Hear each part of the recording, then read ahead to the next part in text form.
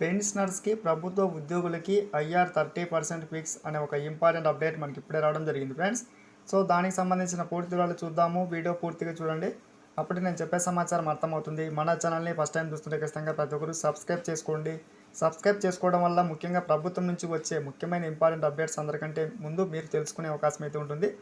అలాగే మీకు వీడియో నచ్చితే తప్పకుండా లైక్ చేయండి. చాలామంది లైక్ చేయడం మర్చిపోతున్నారు. లైక్ చేయడం వల్ల ఇటువంటి ఇంపార్టెంట్ న్యూస్ మన ప్రభుత్వ ఉద్యోగులకి పెన్షనర్స్కి అందరికీ చేరుకుంటుంది. మెయిన్ టైటిల్ చూస్తున్నాం. ఐఆర్కి సంబంధించి ఇప్పుడే సమావేశంలో సంచలన ప్రకటన మనకి చేయడమే జరిగింది. ఇక్కడ చూస్తున్నాం. ఆంధ్రప్రదేశ్ రాష్ట్ర వ్యాప్తంగా 2.25 లక్షల మంది సిపిఎస్ ఉద్యోగులకి, 2.70 లక్షల మంది పెన్షనర్స్కి, మున్సిపల్ ఉద్యోగులకి లబ్ధి చేకూరుతుంది. ముఖ్యంగా మనకి ఈ ఐఆర్ అనేటువంటిది ప్రకటించడం వల్ల భారీగా మనకి లాభం అయితే చేకూరుతుంది. ఇక్కడ చూస్తున్నాం. ఆంధ్రప్రదేశ్ రాష్ట్ర ప్రభుత్వ ఉద్యోగులకి పెండింగ్లో ఉన్న డిఆర్ఎస్ అలవెన్స్ ఎరియర్స్ రూపంలో ఇప్పటికే మనకి 1100 కోట్ల వరకు మనకి చెల్లించడమే జరిగింది. ఉద్యోగులు ఎంతో కాలంగా ఎదురుచూస్తున్న పిఆర్సీ కమిషన్ ఏర్పాటు చేసి ముఖ్యంగా మధ్యంతర వృత్తి 30% ఫిక్స్ చేసేలా మనకి ప్రకటించేలా చర్యలు తీసుకోవాలని చెప్పి సమావేశంలో మనకి ఇప్పుడే నిర్ణయం తీసుకోవడమే జరిగింది.